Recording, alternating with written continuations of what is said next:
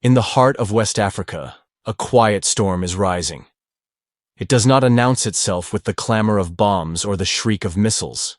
Instead, it hums through crackling radio stations, reverberates in the songs of village griots, and pulses in the crowded streets of Ouagadougou, where farmers, students, and dreamers shout a name not out of fear, but with fire in their eyes. Ibrahim Traoré. A man not yet 40, a soldier forged in the crucible of his nation's struggles, a revolutionary perhaps, but above all, an idea. To the ancient rusted gears of colonialism, still grinding beneath centuries of oppression, he is not just a threat, he is a reckoning. Not because he wields weapons, but because he wields a vision so potent it could dismantle the very foundations of empire. When history turns its gaze to the African continent, it will confront an uncomfortable truth.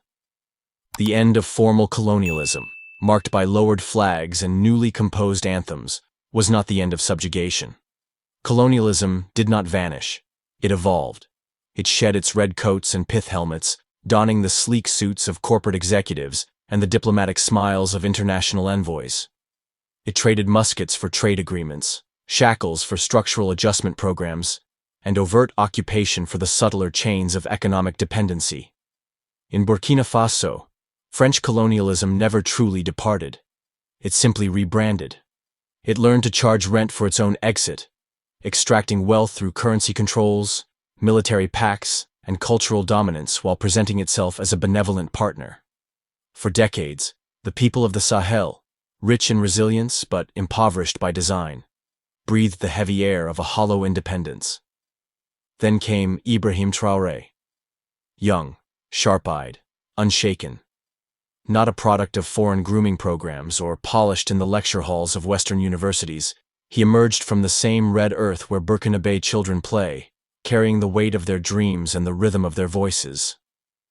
When he seized power in September 2022, at the age of 34, through a military coup, the second in Burkina Faso that year, many dismissed him as just another soldier with a gun and a grudge. Another fleeting figure in a region plagued by instability. But within weeks, it became clear. Traoré was not playing the same game as his predecessors, and that realization sent tremors far beyond Ouagadougou. The fear he inspires does not emanate solely from Paris or Washington, though those capitals feel it keenly. It ripples through boardrooms in London, through the invisible networks of multinational corporations that profit from Africa's engineered underdevelopment, and through the chanceries of neo-colonial power that have long dictated the terms of African sovereignty. They saw it before the people could fully name it. Traoré's true weapon is not an AK-47 or a battalion. It is a vision of an Africa that answers to itself, an Africa that refuses to kneel. To understand why Traoré is seen as dangerous, one must first grasp the nature of the system he challenges. Colonialism, in its original form, was a brutal enterprise of conquest, extraction, and subjugation. European powers carved up Africa in the late 19th century, drawing arbitrary borders that split ethnic groups and sowed discord for generations. Resources, gold, diamonds, timber, and human lives, were plundered to fuel Europe's industrial revolutions. But the end of colonial rule in the mid-20th century, when nations like Burkina Faso, then Upper Volta, gained nominal independence in 1960, did not sever the ties of exploitation. Instead, it marked the birth of neocolonialism, a system more insidious because it operates under the guise of partnership. In Burkina Faso, France maintained its influence through the CFA franc, a currency pegged to the euro and controlled by the French treasury, ensuring economic dependency. French companies retained privileged access to Burkinabe resources, from cotton to gold, while French military bases dotted the landscape, ostensibly to combat terrorism, but often serving to protect Western interests. International aid, delivered through institutions like the World Bank and IMF, came with strings attached: privatization, austerity, and policies that deepened poverty rather than alleviated it. The French language, imposed as the medium of education and governance, became a gatekeeper, excluding the majority of Burkinabe from elite circles unless they assimilated into a Eurocentric framework. This was the world Traoré inherited, a nation of 22 million people, one of the poorest in the world, where over 40% live below the poverty line, where jihadist violence has displaced millions, and where foreign powers have long dictated the terms of survival. Burkina Faso, like much of the Sahel, was a case study in neocolonial engineering, a country rich in gold and cultural heritage but starved of agency, its people taught to see themselves as perpetual victims in need of Western salvation. Ibrahim Traoré's emergence was not the product of chance. Born in 1988 in the small town of Bondoukoui, he grew up in a Burkina Faso still reeling from the assassination of Thomas Sankara, the revolutionary leader who, from 1983 to 1987, sought to redefine his nation's destiny. Sankara, often called Africa's Che Guevara, championed self-reliance, food sovereignty, and the rejection of Western dominance. His murder in 1987, widely believed to have been orchestrated with French and Western complicity, was a warning to any African leader who dared to dream too boldly. Yet it was in this shadow that Traoré came of age, absorbing the lessons of Sankara's brief but transformative presidency. Trained as a soldier, Traoré served in Burkina Faso's military during a period of escalating insecurity. The Sahel, a semi-arid belt stretching across Africa, became a battleground for jihadist groups like Al-Qaeda and the Islamic State, fueled by a toxic mix of poverty, weak governance, and foreign meddling. French troops, deployed under Operation Barkhane, claimed to fight terrorism, but often exacerbated tensions, their presence seen as an extension of colonial control. By 2022, Burkina Faso was spiraling. Over 1.8 million people displaced, entire villages razed, and a government perceived as corrupt and ineffectual. The January 2022 coup, led by Lieutenant Colonel Paul-Henri Sandaogo Damiba, briefly raised hopes of change, but Damiba's alignment with French interests and failure to stem the violence disillusioned many. Traoré, then a captain, led a second coup in September, ousting Damiba and declaring himself interim president. At 34, he became one of the youngest leaders in the world, heading a nation on the brink. What set Traoré apart was not the coup itself. Africa has seen its share of military takeovers, but the clarity of his purpose. He did not frame his leadership as a power grab, but as a reclamation of sovereignty. In his first public addresses, he spoke directly to the Burkinabe people, not through intermediaries or polished scripts. His words carried the cadence of the streets, the pain of the displaced, and the defiance of a generation tired of broken promises. "We are not enemies of France," he said, "but we want to be treated as equals." It was a simple statement, but it cut like a blade through decades of diplomatic doublespeak. Traoré's early actions were bold and symbolic. He demanded the withdrawal of French troops, ending a military presence that had lingered since independence. When France hesitated, protests erupted, with thousands of Burkinabe taking to the streets, burning French flags and chanting for sovereignty. Unlike previous leaders who bowed to Western pressure, Traoré leaned into the people's anger, channeling it into policy. By early 2023, French forces were gone, and Burkina Faso had severed key military and economic ties with its former colonizer. But Traoré's vision extended beyond expelling foreign troops. He understood that true independence required dismantling the structures of neocolonialism. In education, he pushed for curricula that centered African history, languages, and values, challenging the dominance of French as the sole gateway to knowledge.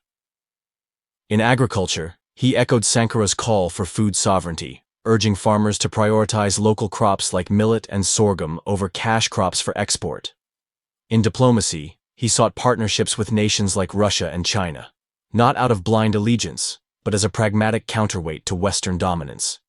These moves were not without risk. Russia and China have their own agendas, but they signaled a refusal to remain a pawn in someone else's game. Why does Traoré terrify the old systems of colonialism? It is not merely his actions, though they are disruptive enough. It is the precedent he sets. Colonialism, in all its forms, thrives on control, not just of resources, but of narratives. It depends on the myth that Africa cannot govern itself, that its people are inherently chaotic, that only Western intervention can bring order. For decades, this narrative justified everything from military bases to predatory loans. But Traoré is rewriting the script.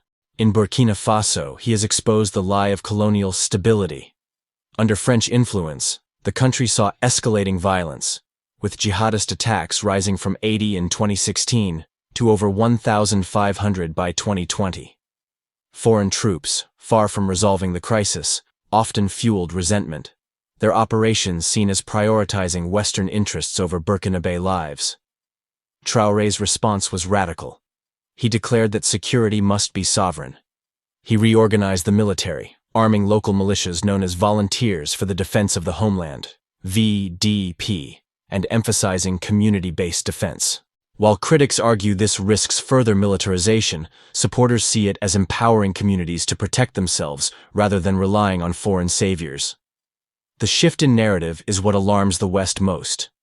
If Burkina Faso can reject the colonial playbook and survive, perhaps even thrive, what stops Mali, Niger, or Senegal from doing the same?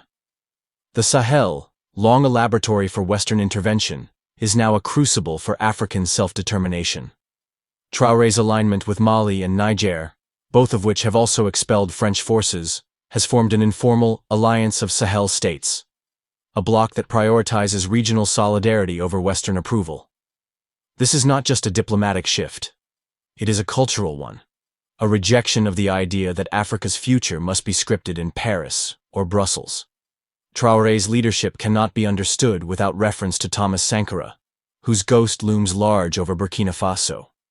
Sankara, who renamed the country from Upper Volta to Burkina Faso, land of upright people, was a revolutionary in the truest sense.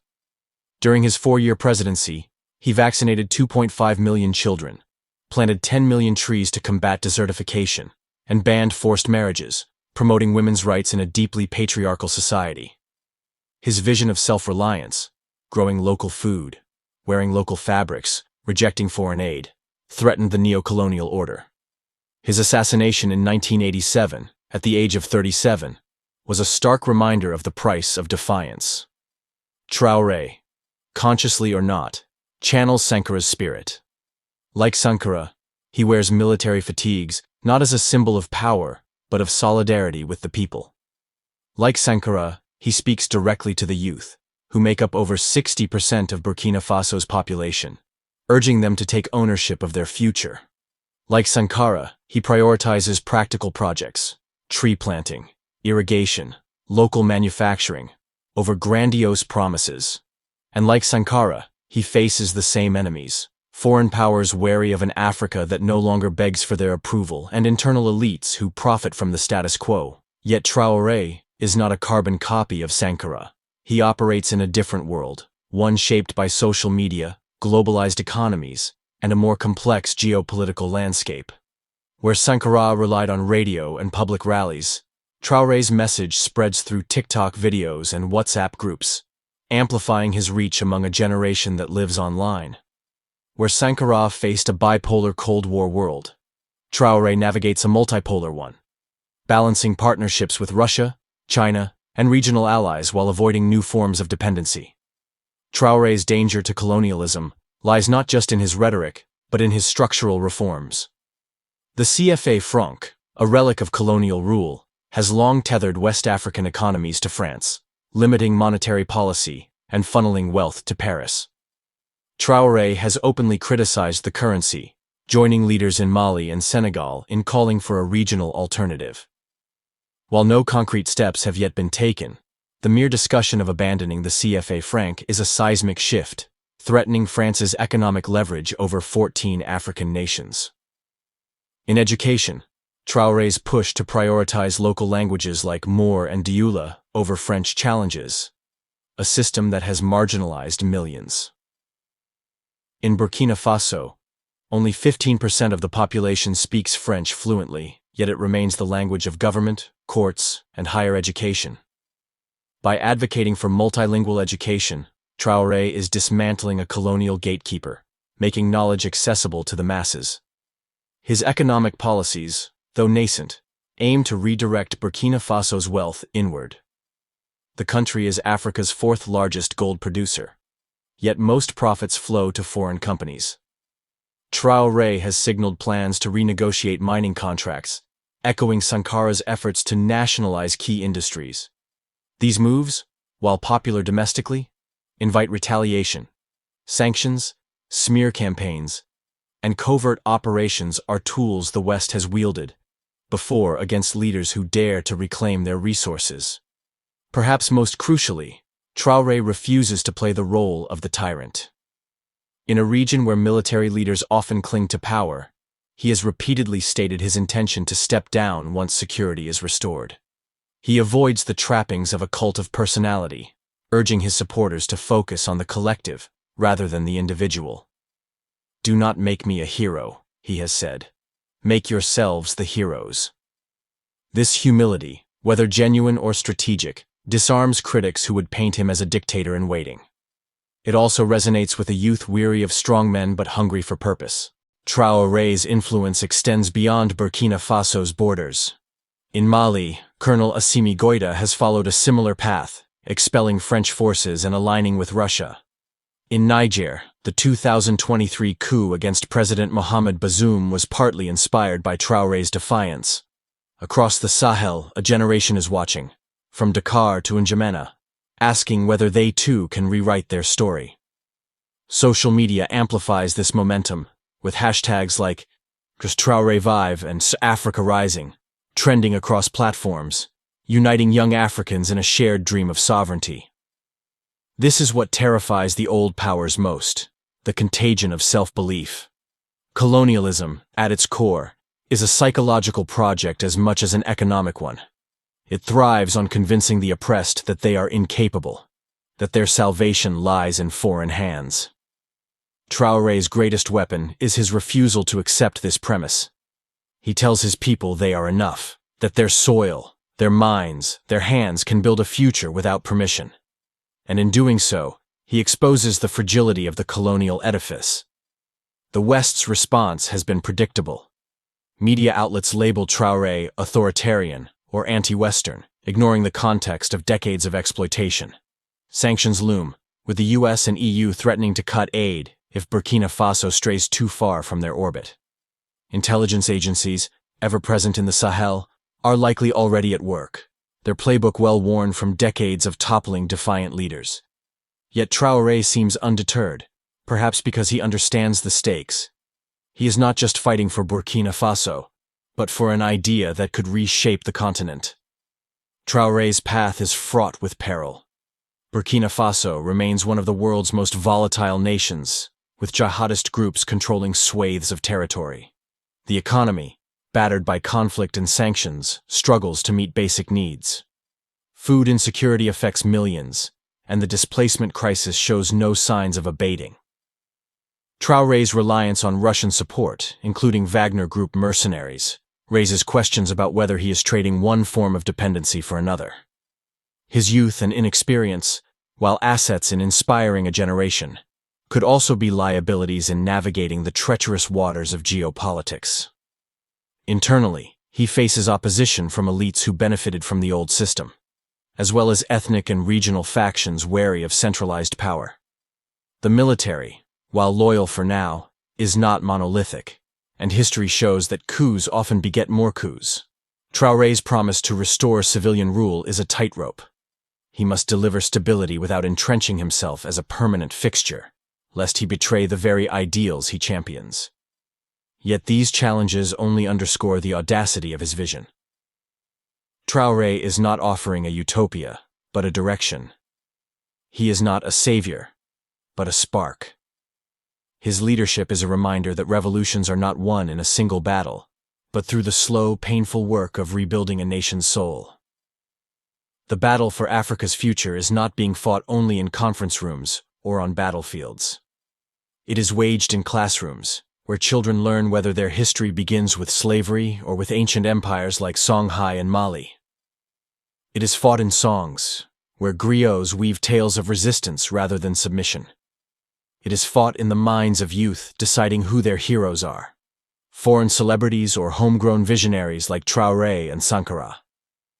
In Burkina Faso, Traoré's face adorns t-shirts, murals, and phone screens. His name is chanted alongside Sankara's, a bridge between generations. In every dusty village and overcrowded classroom, his image is more than a man. It is a declaration that the age of puppetry is over, that the sons and daughters of Africa will no longer wait for the world's approval to be whole. This is why the old systems fear him, not because he is violent, but because he is vibrant. Not because he destroys, but because he builds. Not because he hates the West, but because he loves Africa more than he fears it. His existence poses a question colonialism cannot answer. What happens when Africans stop negotiating for scraps and start carving their own table? The world watches, some with hope, others with dread. Sanctions may tighten, headlines may vilify, but the quiet storm grows louder. In the streets of Ouagadougou, in the fields of the Sahel, in the hearts of millions, a new narrative is taking root. It is not perfect, not complete, but it is theirs, and in that lies its power. Ibrahim Traoré may not have all the answers. No leader does. His nation is still bleeding, still struggling, still beset by forces both internal and foreign. But he offers a compass, not a map, a direction, not a destination. And that, more than any weapon, is how colonialism dies. Not with gunfire, but with guidance. Not with surrender, but with self-respect. He is called dangerous, but only in the way truth is dangerous to lies, sunrise to darkness, water to fire. In him, the old powers see the end of an era, and whether they admit it or not, they know it. The storm is here, and its name is Ibrahim Traoré. If that shook you, imagine what the future holds. The winds of change are blowing, and they sound a lot like Burkina Faso. Smash that like button if you felt the fire, subscribe to Ride the Revolution, and drop a comment below. Is Africa ready for its own renaissance? Don't forget to share this with someone who needs to wake up.